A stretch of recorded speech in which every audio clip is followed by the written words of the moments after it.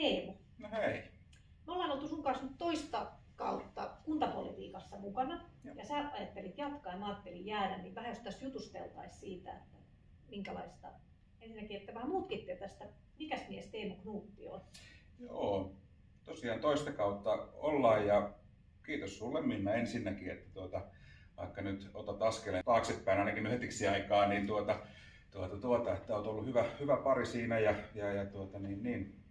vähän sillä lailla sparrauskaveri sitten monessakin asiassa. Mutta kysyt, että mikä mies Teemu on, niin mä oon 41-vuotias laihialainen Torstilasta lähtöisin, perheen isä, 2 lasta, vaimo on kotona ja tekee vakuutuspuolella Vaasassa töitä ja ajelen Isoskyrös lastensuojeluhommia ja on siellä tosiaan yksikössä sitten ohjaajana ollut nyt.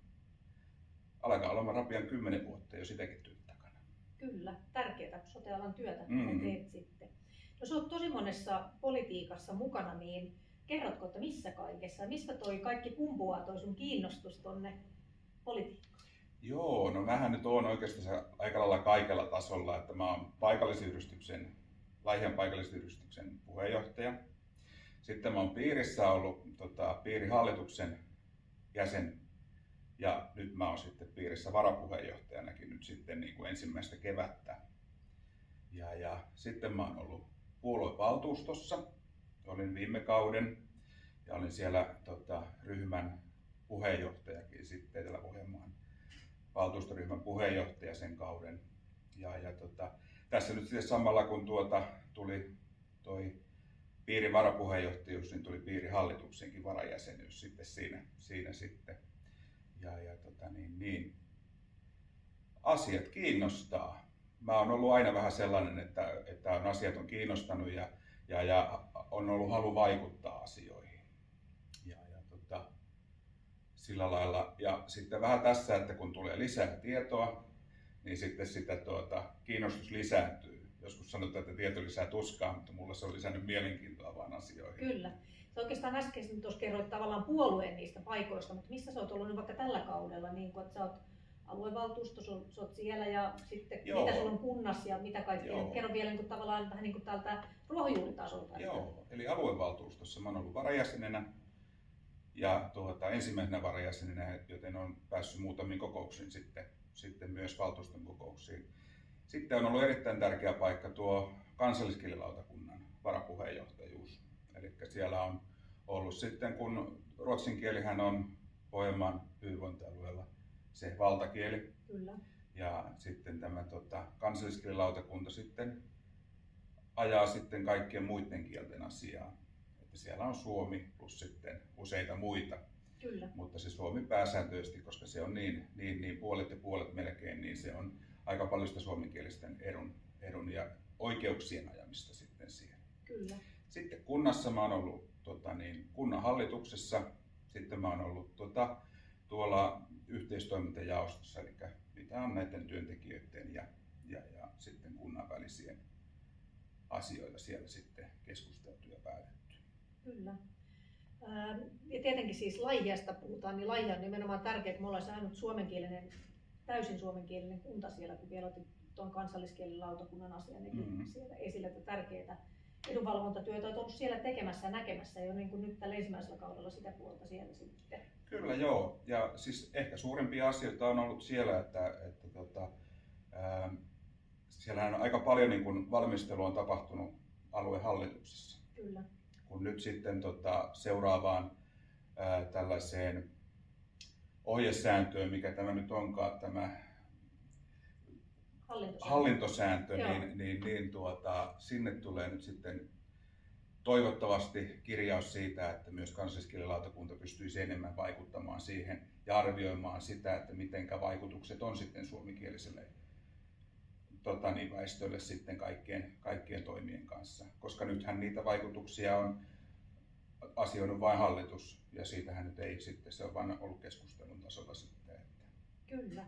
Jos palataan vielä takaisin tuohon ihan niin kuin Laihialle, niin Sä oot itse tietenkin Laihialla, kun sä oot Laihialla ehdolla, niin mikä on sun mielestä Laihialla parasta ja mitkä asiat sä koet niin kuin Laihialla päättäjänä sulle tärkeiksi? Laihiallahan parasta on tietysti se, että meillä on hyvät palvelut tällä hetkellä. Meidän ei tarvitse aivan ehdon tahdon lähteä kaupunkiin hakemaan oikeastaan mitään. Et meillä on palvelut, meillä on koulut on hyvät, ne on riittävän etäällä toisistansa. Ei sillä lailla sumputa paljon oppilaita yhteen suuntaan. Sekin on ihan turvallisuusriski, kun pienet lapset ajelee pitkin kyliä ja katuja tuolla. On pieniä kouluja, on isompia kouluja, kaikille kaikkia.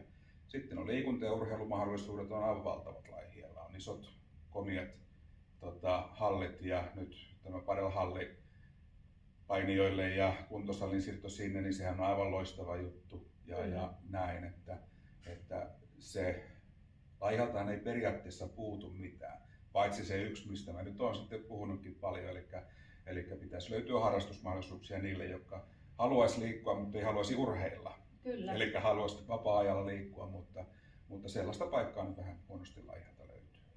Kyllä. Sä oot tosiaan nyt ehdolla sitten kuntavaaleissa, aluevaaleissa, ja sulla oli vielä kolmaskin. Joo, eli ammatin kautta ja sitten on ammattiliitossa Tehyssä ja siellä nyt sitten myös ehdolla sinne valtuustoon. Tässä on tällainen 3 vaalin taktiikalla nyt sitten menty tämä kevät. Kyllä. Mitä sä toisit niin kuin sinne aluevaltuustotyöskentelyyn ja samaten sinne Tehyyn, niin mitä Teemu antaa sinne? No, aluevaltuustotyöskentely on oikeastaan se oma ammattiosaamisen ja sen niin kuin tiedon siitä, että mitkä on ne kaikkien päätösten vaikutukset sitten sinne ihan kentälle. Se on mulle sellainen asia, mikä on niin kuin mietityttänyt monenkin päätöksen kohdalla, että miten tuo vaikuttaa. Ja sitten taas se, että miten ne kaikki vaikutukset on niin kuin sitten taas miten se näkyy työntekijälle, koska kuitenkin se työntekijän asema on niin hurja ihan rahallisestikin, Kyllä. mutta sitten ihan niin kuin, että miten se näkyy sitten asiakkaalle ja potilaallekin sitten se. Kyllä. Ja sama sitten myös sitten siellä Tehyn puolella, että se oma ammatti, mutta myös sitten se, että kun on niin kuin Sitken edustajana, eli sitoutumattomien keskustan niin kuin tällaisessa liittoumassa, sitä keskikentän keskustelevaa yhteistyöllistä asemaa sinne ammattiliittoon. Kyllä. Itsellä on ainakin jäänyt sitä aluevaltuustotyöskentelystä nimenomaan, että tämä on ollut aika niin vaativa tämä ensimmäinen kausi siellä. Että säästöjä on ollut paljon ja sitten nimenomaan se, että sehän pitkälti heijastuu nimenomaan niihin työntekijöihin. Ja itsestä tuntuu, että ei se ainakaan huono asia, että sinne valittaisiin sellaisia ehdokkaita, kenellä on oikeasti siltä sote-alalta työkokemusta. Kyllä. Että ainakin itse näet, että itsellä ei ole, niin kyllä mä näkisin, että ilman muuta, että siellä pitäisi olla henkilöitä, joilla on ihan oikeasti sitä ruohonjuuritason tietoa siitä sote-alan tilanteesta siellä sitten. No miten muuten sitten vielä, jos miettii vaikka Laihian kuntapolitiikkaa, niin onko joku semmoinen, onko se kaihertama joku asia vaikka, mitä sä olisit ajanut tässä vaikka viime kaudella, onko joku, jos sä saisit nyt päättää, että joku toteutuisi, niin mitä sä haluaisit? No kyllä se on tämä mun vaalien alla tehty aloitekin, eli se Pumptrack-rata on se sellainen vahva kärki, millä mikä on niin kuin edelleen tekemättä ikään kuin, että siinähän nyt jo puhuttiin jo pitkään, sitä mietittiin siellä jo vapaa-aikalautakunnan aikana, eli edellisellä kaudella. Ja se on sellainen asia, että nyt se pitää vaan saada maaliin.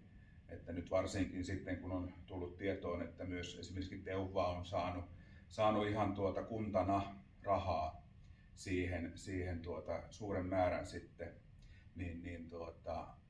nyt se vaan pitää toteuttaa. Että nyt ei enää mitkään verukkeet ei minulle riitä. Kyllä, eli sillä teemalla jatkaa sitten kolmannella kaudella sitten. Ja ylipäätänsä se, että niin kuin nuorille tekemistä. Kyllä. Se on se ykkösaihe. Tämä kuulostaa hyvältä. Kiitoksia. Kiitos paljon.